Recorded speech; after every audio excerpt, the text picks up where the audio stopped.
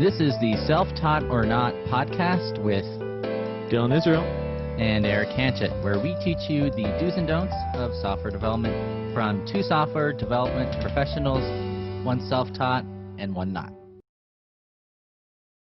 All right. Today we are going to be talking about career progression. This is something that I'm very passionate about. I actually just did a whole section of this on the Scrimba platform for their front-end certification. And being intentional in your career and going from, let's say, an intern to a senior level dev or intern to a director or so on and so forth, depending on where you're at in your career, takes a different action and different thought process. And really, you have to think ahead of time. And it's something I'm very passionate about because I think that Erik and myself have done it pretty well to get to where we are. And I do some mentoring and I see people make wrong decisions or just think things will happen and things never just happen. You have to be very intentional with your career progression, I think, is an important rule, an important idea to keep in mind, because you can kind of, I like to call it Forrest Gump your way through life, where just things randomly happen to you, and sometimes it works out in your benefit and sometimes it doesn't.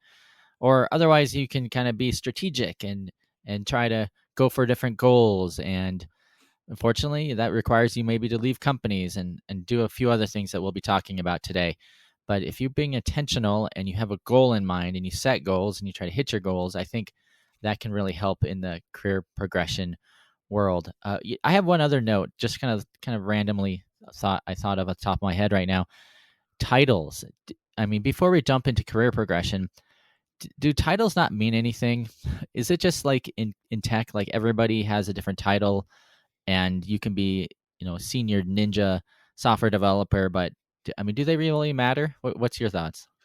I think the job description matters more than anything else. And in fact, when it comes to titles on my resume and on my LinkedIn, I don't actually put the title that I'm given at work, not because I'm trying to do anything shady or anything like that, but I give a title that I think is more generic and understandable to the average recruiter. So like my very first title was web engineer. I just put full stack engineer. Like that's because that's what I was doing. And so I think titles are important because I think it displays what it is that you're doing. And I also think that sort of the old school mentality of like you can be a senior software engineer with tech lead responsibilities, but if you never got that tech lead title, that perhaps the company didn't want to convert you over for a reason. So I do think they're important, but not all that important. It's just, got to play the game a little bit. I remember one of my first real programming development jobs. I was like, I pretty much got in there. I think they may have just said, I'm a software engineer. And they didn't say senior, junior, you're just a software engineer. And then a few years later, I was in an organization that had all these tiers, and they had this career progression essentially for software developers. And it started off with software developer engineer 1, and it went to engineer 2, and it went to engineer 3, and then it went into senior engineer, and then it went to principal engineer, and then it went to lead engineer. And I was thinking, wow, this is now a goal I can set for myself, because if I use titles alone, then I'm like, okay, well, how do I how do I step those ladders in my career? But it actually had like a ladder of progression. So I kind of like that. But then like it literally took years and years to get to 1 to, like, I started on 1 and then I got like software engineer 2 after a while, and then 3. And then I think by the end I may have been senior, but that was like literally 7 years. So the career progression was slower. The bump in pay was nice. And that's also one thing I saw when I was at that job, was they said, well, we can give you the software engineering 3 title or software engineering senior title, but we can't guarantee a bump in pay or increase in pay. And I thought, well, what's the point of that? Like, why would you want to, maybe just for your next job to put that down in your resume that you were a senior software engineer, even though you never got paid like it? But I like your idea of maybe specifically putting in the list of skills that you did at each job to help clarify that. But yeah, to answer that last part of the question, yes, that is the point. As far as I'm concerned, is, oh, you want to make me a tech lead, but you don't want to pay me tech lead money? All right, I feel you. I go ahead. It's like that's like saying like, hey, I want you to be my boyfriend. I just don't want nobody to know. Like, so it's one of those things where there's a bit of disrespect to it, but it's better than not having it, with the understanding that it's a short term thing. So like he should, if I was in that position, I get my, quote unquote promotion, and then I go elsewhere to get paid for that promotion down the road. Um but yeah, it's career progression is an interesting thing. I actually just did I don't know if your company does this, Eric, but mine does, where once a year you do your sort of, they call them career roundtables. And what ends up happening is you essentially say, "Hey, how did I do this year?" And then what it is that I'm looking to do this year. No, I haven't done that. That sounds very interesting. I mean, all the companies I've ever worked for, I had one company, I'm trying to think back, where there was like a very formal review process every year. And that review process had goals for that year. And so we would like sit down and talk about like, what are your goals this coming year? And we be like, and I'd be like, well, I want to keep progressing in my career. I want to do XYZ. And that was it. But I've definitely been at jobs where it's like, go, go, go. And then here's your review. You're doing great, or, you need to improve this. But we don't really set like long term goals like that. I don't know. I think that'd be fun if my company or companies I've worked for did that. Yeah, it was. I've done it at a couple jobs now, all but my first, and the job I only had for about 4 months. But the I'm very aggressive with my career. It's sort of been the key to my success at times. And we were doing they were like, so what do you want to do, Dylan? Like, what is the goal, right? And I was like, well, considering I applied for a tech lead role 2 months into this job, I'd say it's pretty clear that that's what I'm going for. Um, but yeah, so it's one of those items where I think being vocal, it's kind of the squeaky wheel gets the oil sort of thing. Being vocal, being active, and being deserving. And I don't mean like, oh, hey, you're killing yourself working extra hours, this and that. But I was asked like, "How do you think you did?" And my answer was, "I think I killed it." There's always room for improvement, but here are the reasons I did exceptionally, and I think you all thought I did exceptionally as well, um, because I asked for feedback throughout the year, and most of what I got was positive. Keep on doing X, Y, and Z. Yeah, it's a really interesting dynamic in companies, and I think this is different. I'm sure you're going to get into different approaches of becoming junior to senior, but there's this whole aspect of working your way up in a company, and going from a junior to mid to senior, and a lot of it is, to your point, Dylan, is just being vocal about your accomplishments. Obviously, you have to do a good job. I mean, that's the baseline. You have to maybe even go above and beyond what you're supposed to do to be really recognized. And then it's also being able to sort of make those relationships with other people in your company, or at least be able to be seen and heard enough that when eventually that time comes to give people raises and promotions, and when your boss gets a little leeway, that they can make a case for you to become a senior dev, or get that bump in pay, or whatever career progression goal that you have. Because if you don't kind of be your own advocate in a company, it's going to be really hard for you to kind of make that climbing of the ladder. And fortunately, it's a little bit of politics too. I think, in some companies, it's about who you know, it's who you're friends with. And it definitely, performance is a part of it. But if you're one of those people that do a great job, but you're not recognized for your accomplishments, you're not kind of going out there and singing your own praises. And it kind of sounds egotistical, but you have to, you can't be very meek. You have to be out there and kind of promote yourself a little bit. But I think that'll help. And even in sometimes, though, in some companies, that you literally have to wait for people to die or people to retire before you can move up. And so there's gonna be places like that too. So I guess it just depends. But Yeah. yeah, just being vocal and being your own cheerleader helps. Yeah, and I think you brought up a good point about career progression in regards to like opportunity. Sometimes there simply are not enough opportunities at where you're at. And I don't know that the sort of millennial generation has as much of an issue with this. And that's definitely the stereotype where millennials stay at jobs for, you know, 6 months or something, whatever it is. But I would say most people's gut intuition is just to work hard, hunker down, and things will work out. But sometimes opportunities just aren't there. Sometimes you need to seek other things. And, you may be at a smaller organization where you can't get a promotion because there's no one that, nowhere to go. Or maybe you can just get a title change because really they can't afford to pay you that money. So often we think of, as senior software engineers, like, oh, hey, fat checks, fat salaries. That's true, but not everyone can pay you those fat checks, fat salaries, fat benefits. You sort of have to be realistic. And just because maybe you deserve it and you've, quote unquote, have earned it, but if they can't pay you it, they can't do that for you. I mean, it is what it is. If you're on a 5-man dev team at a small web dev company, you're not going to have a technical architect. It's just not going to work out that way. Yeah, it just depends on the company you're at. I want to go back 1 second.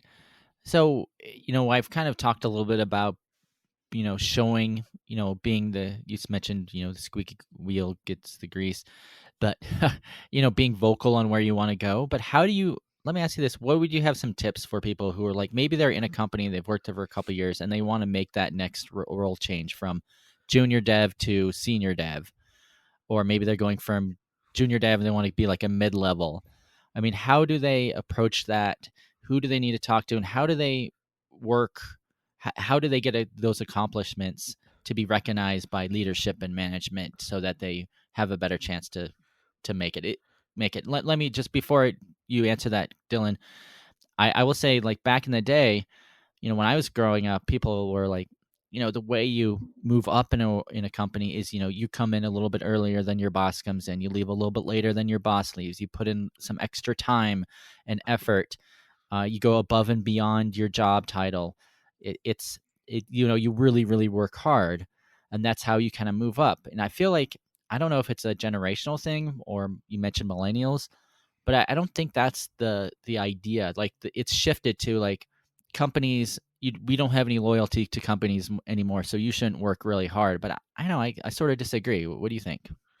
So I think everything you said is valid, but I think 9 out of 10 people will be taken advantage of, and they're not going to actually get what they want. So, um, my sentiment about that is more so about you should be very qualified in your current role while still working on the things that are expected of the next tier.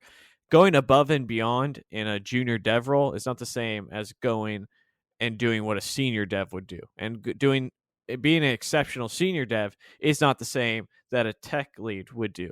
And so you need to be growing in the tech lead direction and less in the senior dev direction because you're already at the senior dev level. Not to say you shouldn't do your job well, but you you want to be excelling and growing in the next role because as your career progresses, you know, there may be a little bit of what's expected between a junior, mid, and senior level dev, some overlap, but those are really just years of experience. When you're talking about true career progression and leaving one part of the field for another, you're talking about different skill sets. The things that people are going to value from a tech lead perspective are going to be significantly different from a senior dev perspective.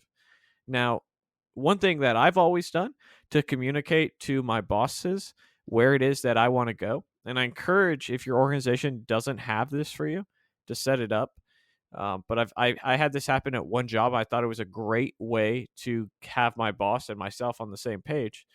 Is I set up a weekly or biweekly meeting with them, no more than 15 minutes, but twice a month, if not once a week, meet with my boss, talk about, hey, how are things going? What's on your mind? How am I doing?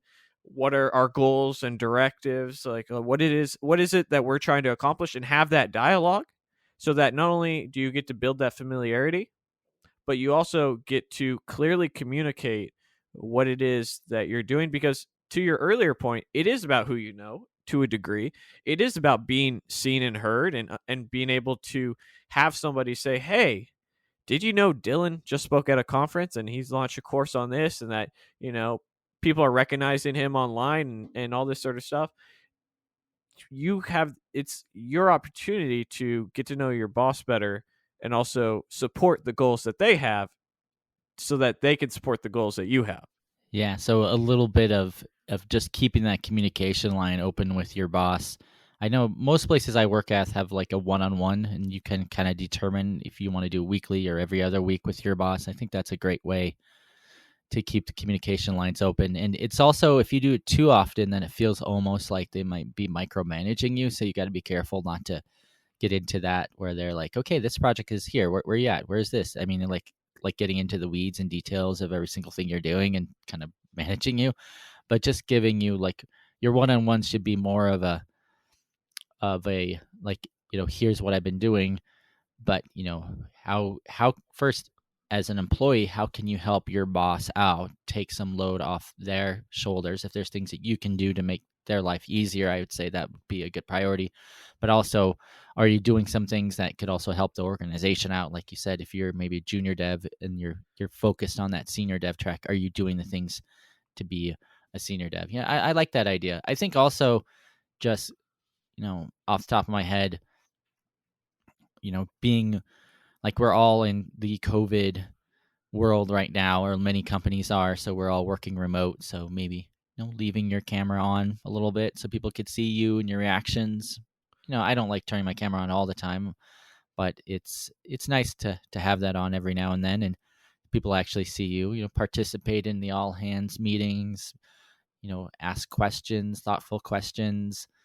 When people ask for volunteers for projects, large companies, they have so many internal projects, and it can actually be fun. I was at a company that they had a safety team, and the safety team just essentially was the guys that helped make sure that all the um, fire extinguishers were working around. They would help do the every 3 month fire drills. Have you ever been in a company that had a fire drill? I've always been in a company that's had fire drills for some reason. Yeah, and you go to Like the they would, parking lot and stuff. yeah, yeah. You go to the parking lot for like 20 minutes and then go back to work. And it was just kind of like little neat things there. Or at some companies, we've had volunteers that would go and donate their time to charities in town, and sometimes the company would help either pay for the event or help donate money to it. So one company was really involved with Habitat for Humanity, and in my city they had a Habitat house. So everybody went like half a day and helped put stuff together there. And also realizing too, when those little events happen outside of work, or with kind of organized by the work, just don't go to them, but help organize them too, I think is important. So first, if you say you're going to be there, but also like if they need help with carrying things to the event or setting it up, yeah, be that person to help do that. And your bosses and your management will really appreciate that, because management likes doing all these things outside of work, but I have a feeling that they don't like the part where they have to organize everything and buy all the food and bring in the coolers and things like that. And if you could be the person that helps with all that, you definitely will stand out just a little bit. I mean, obviously, it doesn't have to do with job performance. I've have you been in companies that have like barbecues and things like that? And did you attend them? Do you? I do, and I think it's important too. It's one of those opportunities where they get to see you as you instead of you as the developer, if that makes sense. And I think that's crucially important. And kind of to sort of a point within there, about like helping out and doing things. One way that I think that you really can do showcase you're doing an exceptional job, whether it's in a barbecue sense or a little bit more of a professional sense, is when you're given tasks to show up with solutions and not ask for direction. That's usually how I like to do things, where it's like, okay, this is the feature you need. This is what I'm going to do. This is my thoughts, and just get going. I think probably one of the things that makes your manager's lives easier is not having to deal with you. And I don't mean that in a bad way, but giving them giving them the ability to trust that you are going to be able to self-direct yourself in a proper way. And after going and presenting some solutions and doing things, and you know, if here my sentiment is that if a manager is involved in my life, then I am not doing a good enough job as an employee. Like, I want to be doing such an exceptional job that they can worry about all the people who aren't. That is so true. Actually, I think that's good advice for like relationships too. Like if I go to my wife, I'm like, so we have this problem, and then I just go, not say anything. Then it's like I've given her another problem to deal with. But if I go, we have this problem, and hey, and I think we should do this, then she could be like, oh, okay, well, yeah, yes, we should do this, or yes, we should not do this. And so that I think that also helps out. Also, like, I don't know if you and your girlfriend ever have this. It's like, hey, I'm hungry. Okay, what do you want to eat? I don't know. What do you want to do? I don't know. And then you're like, you're gonna have to play this game of like, okay, well, do you want Mexican? Do you want pizza? I don't know, something good. And then you're like, okay, now I have to figure out like where do I want to, where should we eat? What should we do? But if I come to my wife, and this doesn't work all the time, but I'm like, hey, I'm having craving for pizza. How about we go to, how about I just go grab the pizza down the street? Like, perfect. That's great. But if I bring it up to be like, hey, do you want, what are you hungry for? Then all of a sudden it takes her time and effort to think about like what she wants to eat. And then we have this huge discussion. I don't know. It's I saw this horrible meme. It's a little bit sexist, but I'm gonna share it anyhow. Is It was Adam and Eve is eating an apple, and the caption was, um, the last time your girl decided what to eat caused the end of the world, and it was like, oh, okay. I was like, you gotta follow. So for those of you on Facebook who like classical art memes, go ahead and the nice Facebook group. Classical art memes is one of my favorites. It's a little bit of class and culture all in one. That page. Well, I've seen one where it was a movie, The Notebook, and he goes, "What do you want? What do you want?" And it's just that, picture of Ryan Reynolds. No, was it Ryan Reynolds? Ryan Whatever the Gosling. actor is, Ryan Gosling. Thank you. Of just saying that over and over again. And sometimes I send that to my wife, and she loves it. She loves it when I do that. Yeah, it's. I feel like Notebook's one of those movies that, like, I've never seen it, but I, for whatever reason, I know the actors in it just because it's like it's the cliche sort of um a romantic film of a generation almost. Yeah, yeah. I think a lot of women like that movie. Probably like a lot of guys like Star Wars and Taken. That's my go-to. Taken.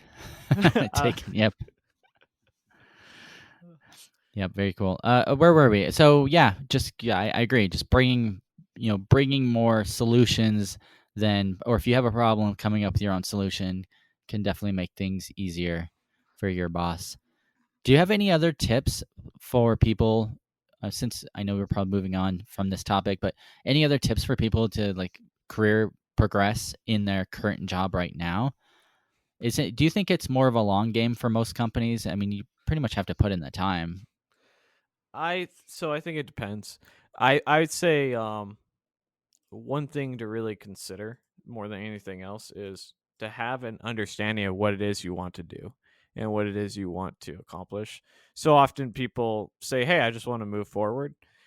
I don't think that's enough. Move forward how? Move forward where? Move forward to what? Like you're like, "Okay, I want to be junior to mid to senior, senior to tech lead, or maybe senior to like a manager role, or maybe you want to, I think to have a clear definition of what it is you're striving for is really important. So often people are like, I just want to move forward. That's fine. Like I'm with you. I want to move forward. I want to make fatter checks.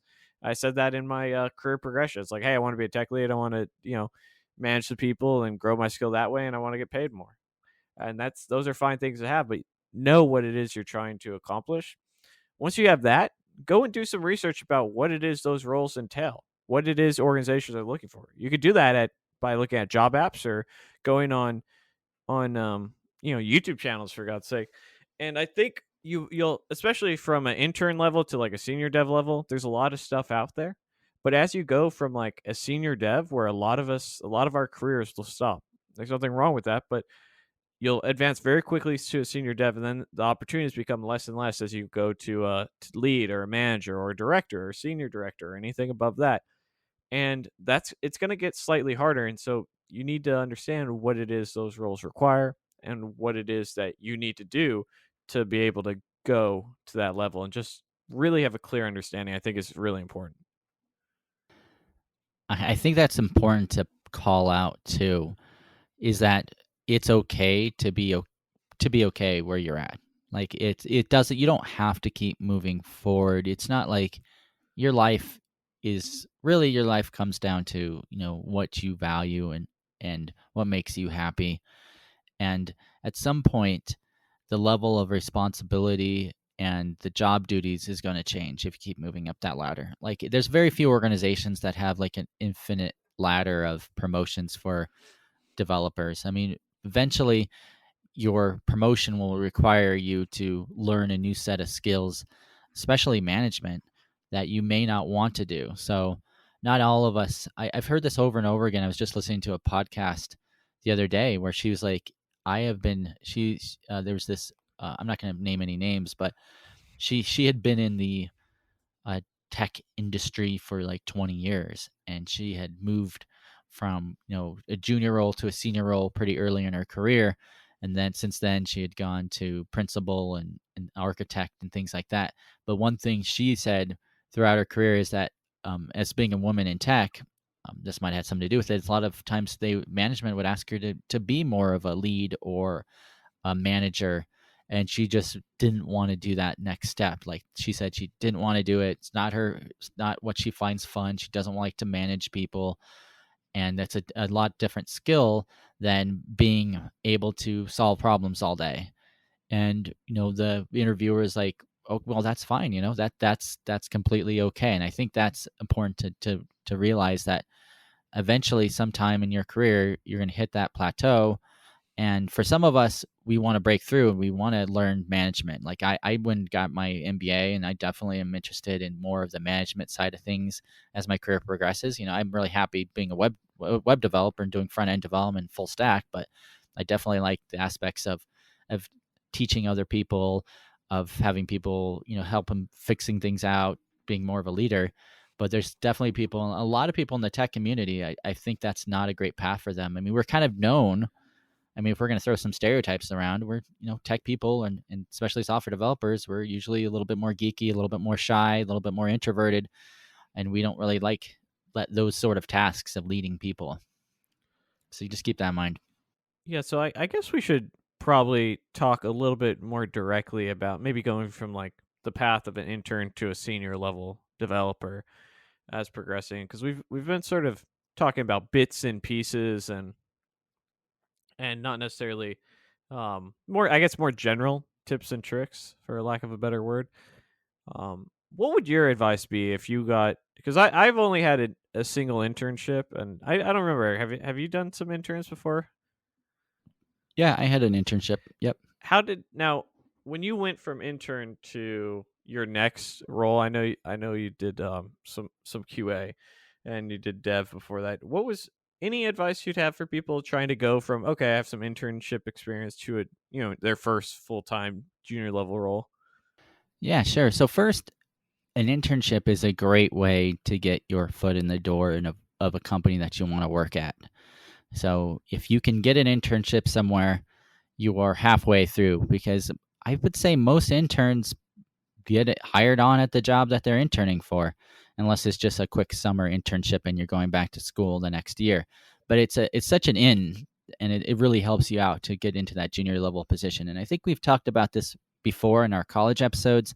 If you're going to a university or for your college, I think internships are much easier to get, especially at larger companies, because they have special programs just made for college students, and they have summer internships. So if you want to work at Microsoft or Google or Amazon, I mean, they have really good internship programs. Even smaller companies, like Fortune 500 type companies, not necessarily the FANG type companies we always talk about. That's the Facebook, Alphabet, Google, Amazon, even the Netflix, even those non FANG companies have pretty good internship programs. So if you're in a college setting, I would really highly recommend maybe even your sophomore or even maybe even your freshman year to start reaching out to those internships. Now, if you're not in college, I know Dylan got an internship, and I don't think he was in college at the time, or he was just leaving college. It might be a little bit difficult. So, yeah, once you're inside the internship, the best advice I could give you is just to really work hard. And I know that's cliche, and I know I talked about working hard earlier as being, um, Dylan said, maybe a way that the employer can take advantage of you. But in the case of an internship, as long as you're getting paid for that internship, that's a really important thing. That I don't think they can really take advantage of you that much.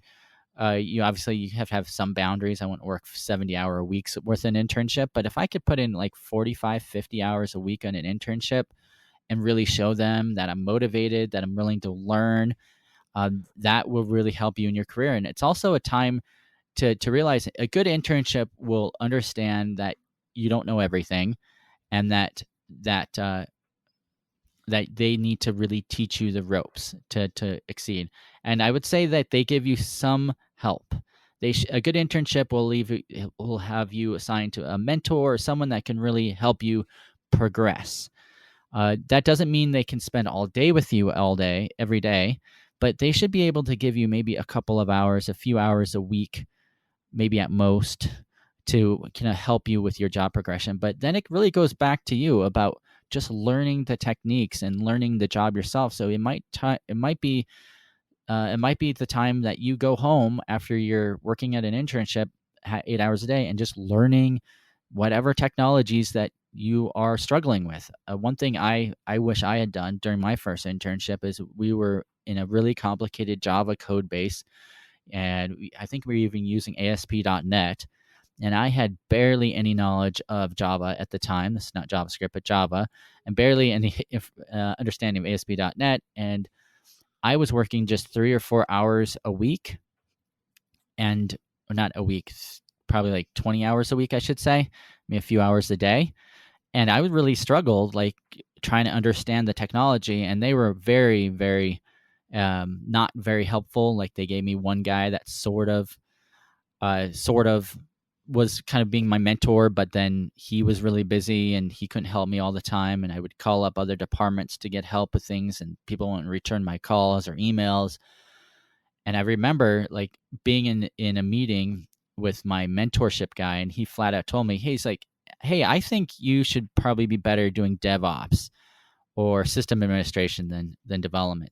So somehow I didn't make the connection with him, or I didn't show him enough that I could be a software developer at that internship. So that really kind of was a little bit of a blow to my ego. I'm like, that's not true. Like I could definitely be a software developer. Obviously, I didn't say anything to him at the time, and that internship ended.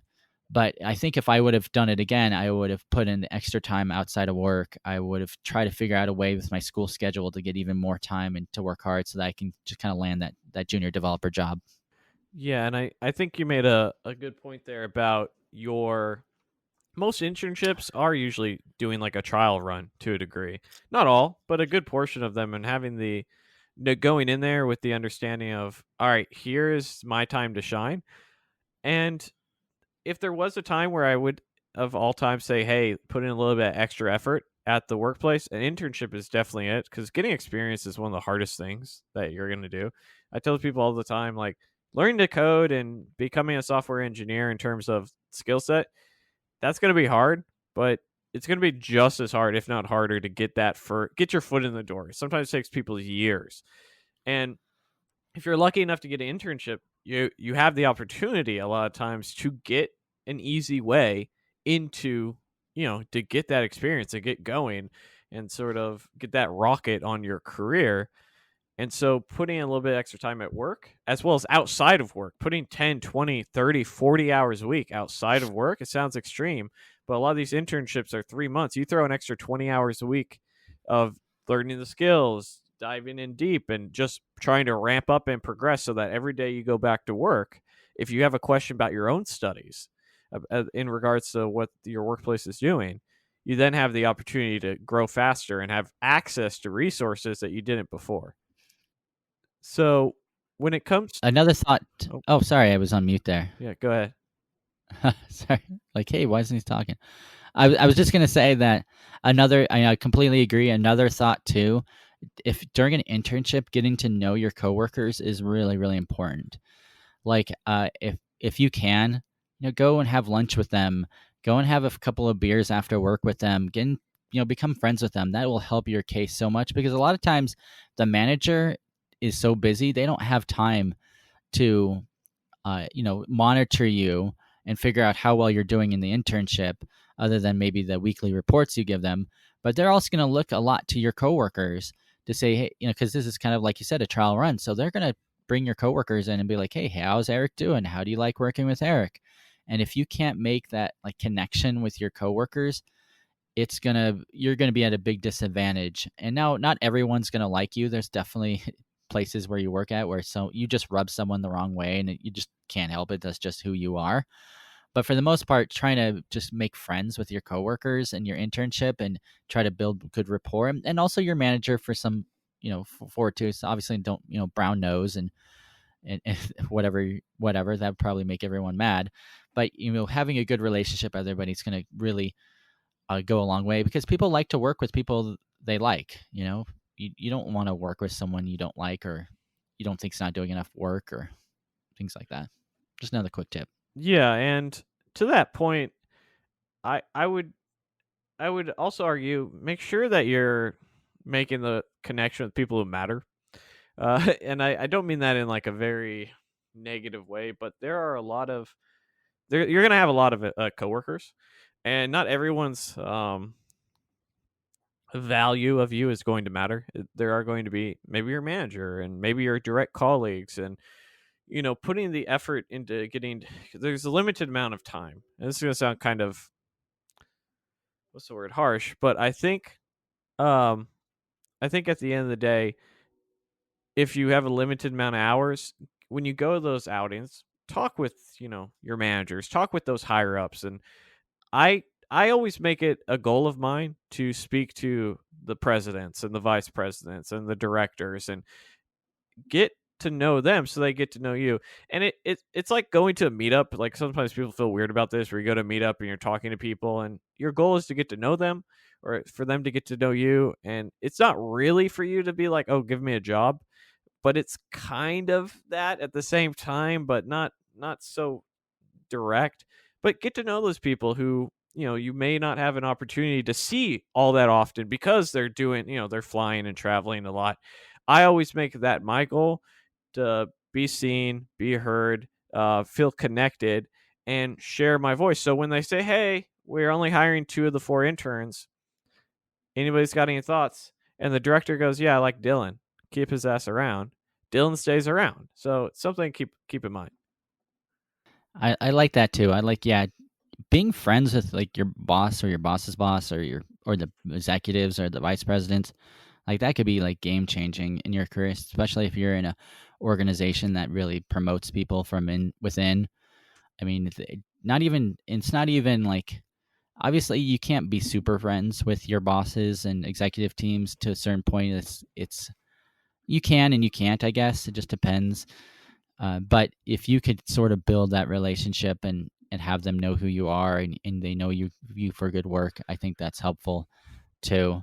If they can even fast track you in whatever career progression that you wanted, that'll be very helpful in the future. But it has to be genuine, right? Like you can't, if people know that you're just trying to use them as a stepping stone to get into the next level, then that's not right at all. Like you can't do that, and people catch on to that. Like you're just trying to, I don't know, be ungenuine. That's not good. Yeah, I think you used the right word. I was struggling to define how to convey this, but genuine is important. And whenever whenever somebody feels like all you're trying to do is use them, there's your boss may be like, "Hey, I like Dylan." Then his boss may be like, "I don't."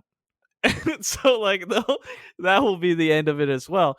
And so getting to know people and making connections and talking to them, it needs to come from a place of like, hey, I'm just genuinely interested in what's going on. And I personally, for me, it works quite well because I am interested in like what a VP does. Like, I am interested about what somebody multiple tiers above me does, how they think, what they do, because one day I hope to be there.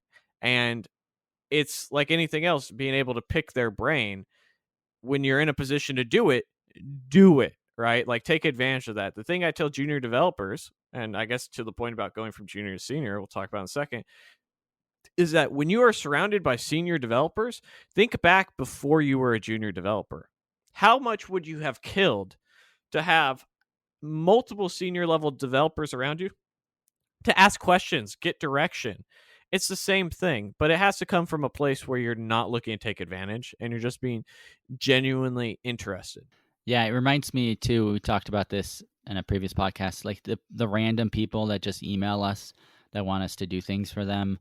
Like I had some random person like said, "Can you look over my LinkedIn profile and give me some tips of like I can do pros and cons of like how well my profile is and how I should update it to be a software developer?" And in some respects, I'm like, I kind of want to help this person out, but in the other respect, is like I got family and I do tons of videos and I put a lot of stuff out there. I can't like personally go through and do these things for you unless maybe I get paid. And it feels like people sort of shortcut that getting to know you, becoming friends part, and then go straight to can I get something from you? And so that I think that's the part you can't miss. So if you're talking to executives or anybody in life, if you kind of shortcut that, like, hey, getting to know you, hey, maybe I can help you out first before I ask you for something, that'll go for a long way. And people will see if if you never know this executive and you email them one day and be like, hey, can you give me 10 tips on how to become a better developer? Like they may be up for that, but they may be like, hey, I can't, take time out of my day and just do this. I don't even know you. Yeah, it's actually really disheartening when I get those emails. Like I try to be understanding to a degree, but some of it just makes me feel like, and then oh my god, and then it's even worse when sometimes you say, you know what, man, I can't, I'm too busy, and then they basically tell you you're full of yourself and all this sort of shit, and it's like, no, man, I'm just doing shit. I'm trying over here. So it's but yeah, so I guess we should talk a little bit about going from junior to senior before we sort of wrap up this podcast. This is getting a little bit long, as we do. It seems our normal podcast is about an hour nowadays. Yep. But I mean, I talked a little bit about using the resources around you, and I think that's really crucial and important. Another thing I think is that you have to understand the expectations are different from going, I'm just gonna say junior to senior, but just imagine mid being in between, is that the things like being a junior level developer is just being able to get it to work. Being a senior level developer is getting it to work in a better way to make it more easily modified and make it's getting your code to work so that if I jump into it, I can understand why it works the way that it works almost. And having following some principles and some designs and maybe testing, I think is really important. Although in fairness, I think like half of all senior developers hate testing. Um, but those are the things that, Ding, ding, ding. yeah, yeah, those are the things that I think that you go from just being able to work to being able it to work well and be able to jump back in and continue to expand upon it. I have a list of these type of little idioms. I mean, they're kind of pithy, but some of them hold some truth. I can. I actually was reading a book called Swizzix. It's called The Career Guide by a guy named Swizzix. A Coding Career is the name of the book, and he has this whole chapter on going from a junior to senior. So, hey, do you mind if I just mention a few of Yeah, these? go for it, man. Okay. So, juniors collect solutions. And by the way, I'll put a link to this in our show notes if you guys want to pick up this book. Juniors collect solutions, seniors collect patterns. Juniors get code working, seniors keep code working. Juniors deliver features, while seniors deliver outcomes. Juniors fix bugs after they create them. Seniors create tooling to preclude bugs. Juniors write tests because it's required. Seniors require writing good tests because they've seen what happens when you don't. Juniors hate technical debt. Seniors have written code that became technical debt and know when to let it be and when to migrate. Juniors love to keep code dry. That's don't repeat yourself. Seniors avoid hasty abstractions. Juniors try to write the best code the first time. Seniors understand code is read, moved, copied, and deleted far more than it is written. Juniors know how to use their tools, while seniors know when not to use them. Juniors make off-side projects. Juniors make one-off side projects. Seniors use their side projects daily, often to make themselves more productive at their day job. Juniors learn to find the right answers, while seniors learn to ask the right questions. Juniors know when they need to know. Seniors know what they don't need to know. Juniors should absorb best practices from others. Seniors can derive best practices from first principles and personal gain. Juniors get stuck without docs and tutorials. Seniors aren't afraid to read specs and view source. Juniors might have strongly held beliefs. Seniors have had to change strongly held beliefs. Juniors question themselves when they fail. Seniors know they just need to give themselves more time and try again. Juniors stay on top of the news. Seniors keep track of trends. Juniors try to avoid mistakes. Seniors have made them all and know how to recover. And juniors laugh at software tropes. Seniors knows there's a grain of truth in all of them. And there's a lot more, but I'll leave it there. Yeah, so there's quite a lot that you said there, and there's one thing that really resonated with me, and that was I'm gonna butcher this, but essentially about junior developers go and do what other people do while senior developers think about it and figure out what's best to do to a degree. And I think this is really truthful. And I was guilty of this in the past where I'd be like, well, the Angular team does it this way. And like most of the time they're right looking back, but sometimes they're wrong. And what you have to remember is that when you're dealing with developers on the internet, they're just developers on the internet. Like, like that's it. And that when you go and you use a package or you go and use something else, think about if this actually makes sense based off of your own knowledge and your skill set and where to go from there. And I think too often people just make assumptions and take things and say, oh, cool, they did it this way, I'll just do it the same way, instead of really analyzing what it is. And I think as a senior developer, it's important for you to be to to be on the other side of the coin and say, hey, if I was to share some knowledge and do this, am I doing it the right way, or am I just doing it the way everybody else does it?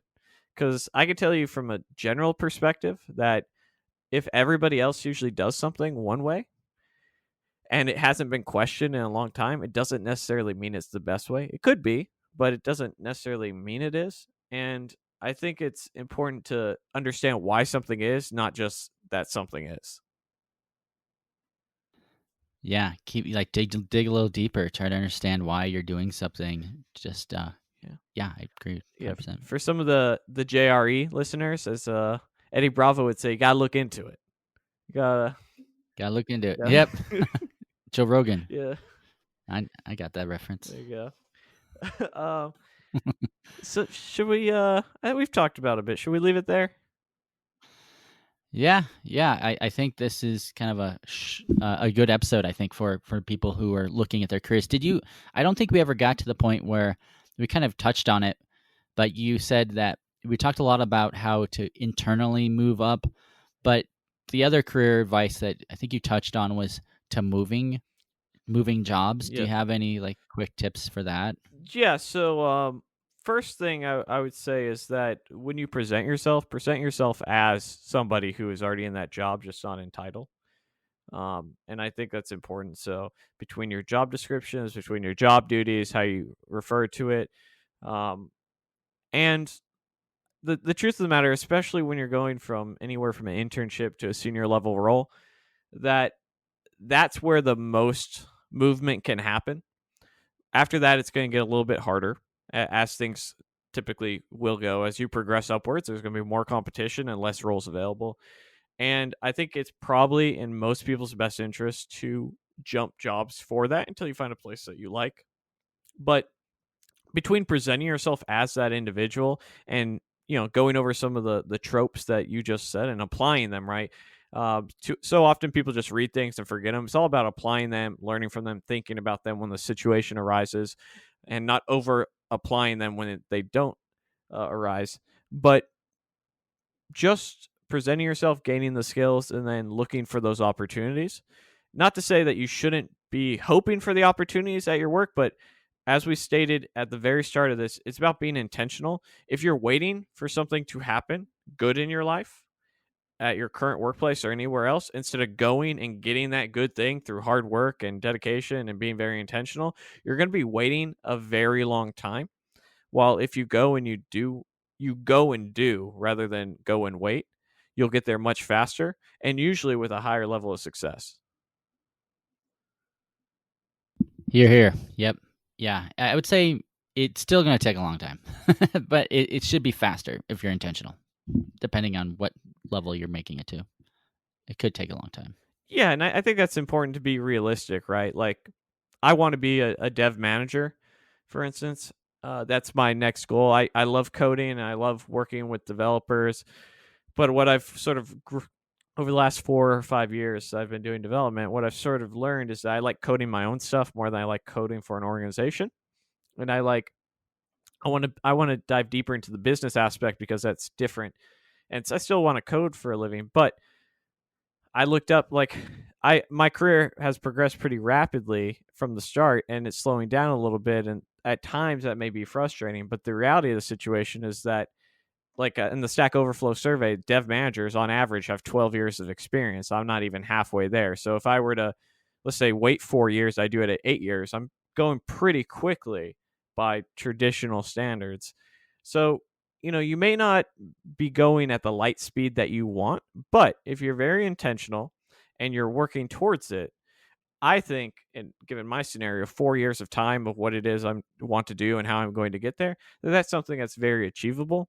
But you have to also be very realistic, and you can't go and typically become a real senior dev in 2 years or 1 year, or I did in 2 years, but it's typically not the way most people are going to do, and that's okay. So don't get down on yourself and don't beat yourself up if you don't hit the goals that you're achieving, but be aggressive and be intentional and you'll get there eventually.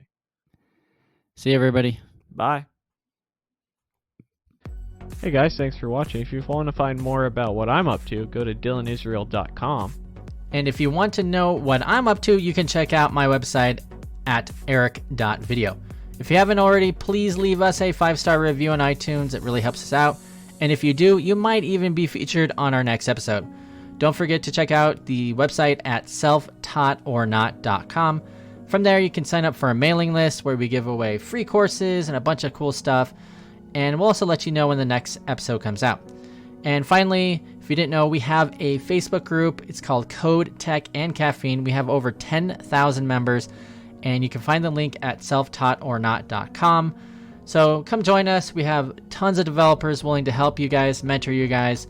Check it out. Just make sure you go to selftaughtornot.com and check out the Code, Tech, and Caffeine link. Thanks, and take care.